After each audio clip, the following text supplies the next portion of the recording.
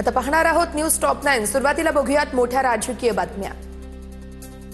ठाकरे बंधूंच्या युतीत मिठाचा खडा पडलाय का या माध्यमांच्या प्रश्नावरती संजय राऊतांचं नो कॉमेंट्स। ठाकरेंच्या युतीत आलबेल नाही का या प्रश्नावरती देखील संजय राऊतांनी बोलणं टाळलं।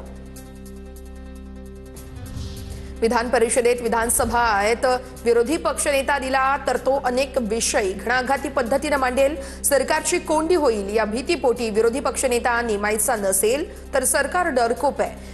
विरोधी पक्षनेते पदावरून संजय राऊत यांची राज्य सरकारवर टीका। राज्य विधिमंडळाच्या 4 आठवड्यांच्या अर्थसंकल्पीय अधिवेशनाला उद्या सुरुवात होणार। शेतकरी प्रश्नांवरून अधिवेशन गाजण्याची दाट शक्यता।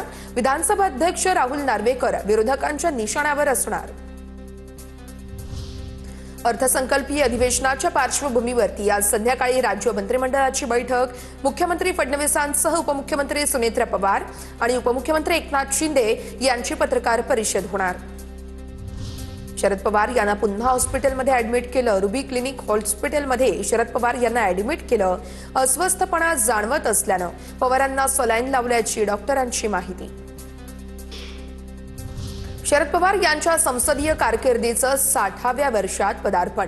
सुप्रिया सुळेंचं ट्विट। 6 दशकांच्या काळात कित्येक महत्त्वाच्या घडामोडींचे ते साक्षीदार। 1967 साली आजच्या दिवशी सुरू झालेला अव्याहतपणे ते सुरू आहे, तसं सुप्रिया सुळे यांचं ट्विट। रोहित पवार यांच्याकडून केंद्रीय मंत्री राममोहन नायडू यांच्या राजीनाम्याची मागणी। नायडूंच्या राजीनाम्यासाठी पंतप्रधान मोदींना पत्र लिहिणार। दादांच्या अपघाताच्या चौकशी प्रकरणी रोहित पवार चांगलेच आक्रमक।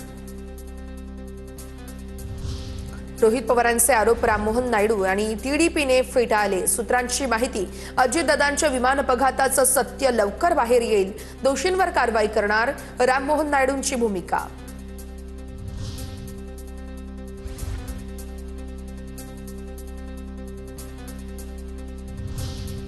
आणि यानंतर आपण पाहणार आहोत राजकीय क्षेत्रात नेमका काय घडामोडी घडतायत न्यूज टॉप 9 मध्ये। दादांच्या अपघाताचा तपास लवकरात लवकर करण्याची बारामतीतील लोणी भापकर या गावाची मागणीसाठी आज लोणी भापकर हे गाव बंद राहणार। लोणी भापकर ग्रामस्थांच्या वतीनं आज गाव बंदची हाक।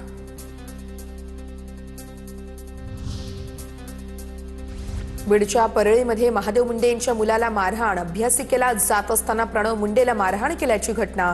परळी पोलिसात अज्ञात 2 व्यक्तींविरोधात गुन्हा दाखल।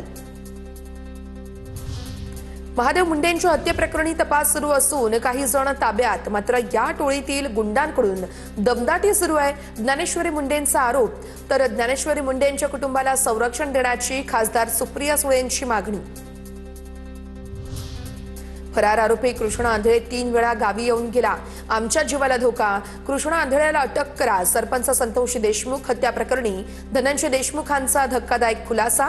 6 महिन्यात मिळालेली माहिती सीआयडीला दिल्याची देखील समोर। बुलढाण्याच्या खामगावामध्ये एका समाजाच्या बांधकामामध्ये अडथळा निर्माण करण्याचा प्रयत्न। बांधकामात अडथळा निर्माण करत अज्ञाताकडून महापुरुषाचा पुतळा स्थापित। रामनगर गावात तणावपूर्ण शांतता, पोलिसांचा मोठा बंदोबस्त तैनात। बुलढाण्याच्या चिखला गावामध्ये पुन्हा शिवरायांचा अश्वारूढ पुतळा उभारला।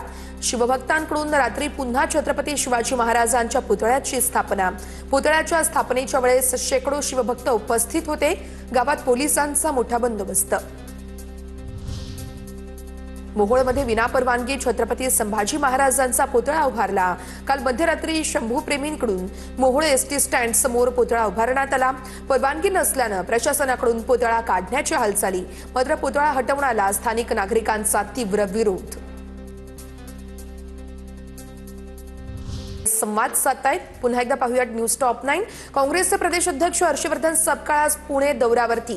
काँग्रेस भाजपच्या राड्यात जखमी झालेल्या कार्यकर्त्यांची भेट घेणार। टिपू सुलतानवरील वक्तव्यानंतर झालेल्या राड्यानंतर दौरा।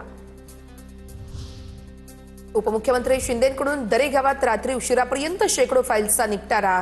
एकनाथ शिंदेंना कामासाठी भेटायला रात्री उशिरा सुद्धा दरे गावात गर्दी।